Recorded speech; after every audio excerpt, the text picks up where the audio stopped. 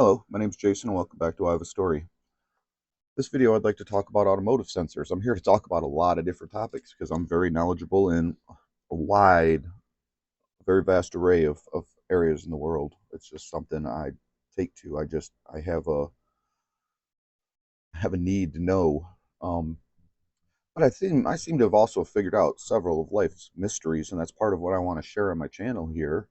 Just like watch my video about the algae bloom in Lake Erie. You won't hear anybody else tell you what actually is the cause of it and what's causing it and why the big boom of the bloom happened. But I know, and I told you. So watch my video about the algae bloom in Lake Erie. I also want to ask you to subscribe to my channel, like my videos, and share my stories so that I can get heard. Um, but with automotive sensors, this is something I've seen throughout my entire. I'm a car guy, and throughout my entire life, I've seen people complain about aftermarket automotive sensors. First, I'm going to give a very simplistic explanation of how a sensor works. This is pretty much just a standard, very short explanation of how a sensor works. A sensor is in place to read whatever it's monitoring in a system. We'll say voltage for one, because that's a very simple thing that most people would understand and know. You have a 12-volt system. Your battery or computer or automotive system feeds 12 volts into a sensor.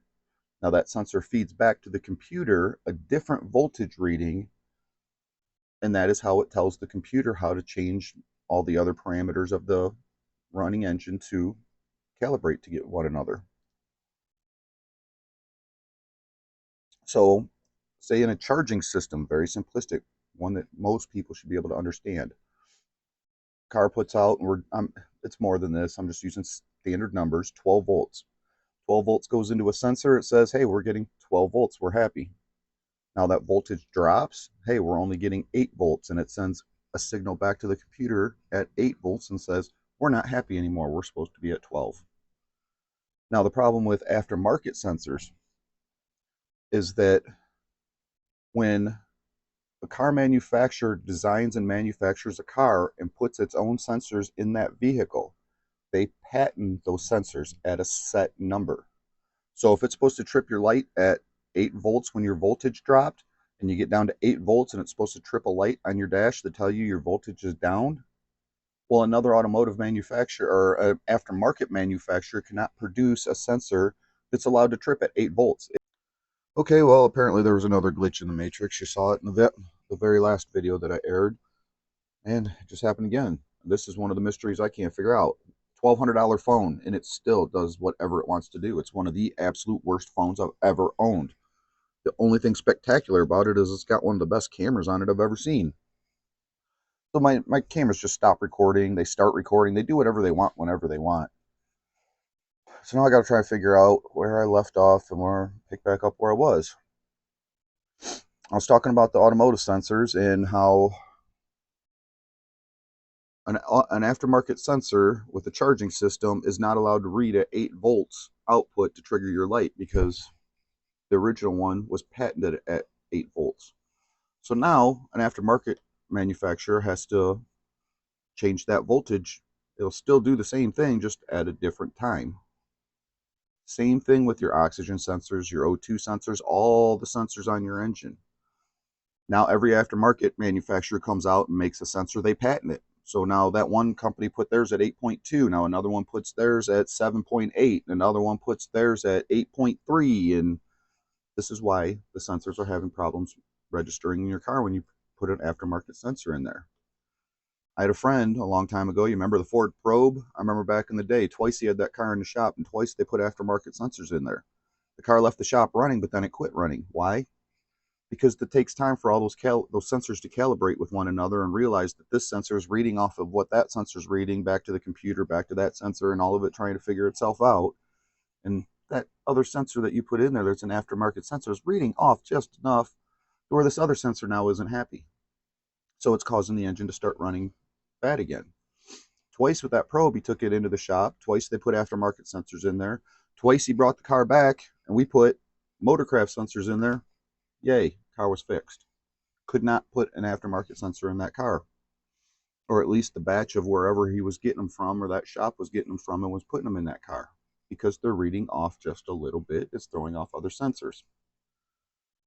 Now, I was recently researching and looking into cars, helping people and what I do, and I sit and I listen to a lot of YouTube videos and talking and everything I can to gain knowledge. So, when I was recently researching is on a Nissan Xterra. If you replace the knock sensor with an aftermarket sensor, a lot of times you have to replace the camshaft sensor too. And even the professionals and everybody out there's going, we don't know why, but you might as well just do both. Well, the reason why is because when you put that aftermarket knock sensor in there, oh, big surprise, made it a whole minute through that recording where until my piece of garbage phone quit working again. Nonstop, $1,200 phone. Nothing works on it. It's the worst freaking phone I've ever owned. The only thing spectacular is the camera. Other than that, the rest of the phone is the biggest piece of garbage. How do we work backwards in technology and prices triple?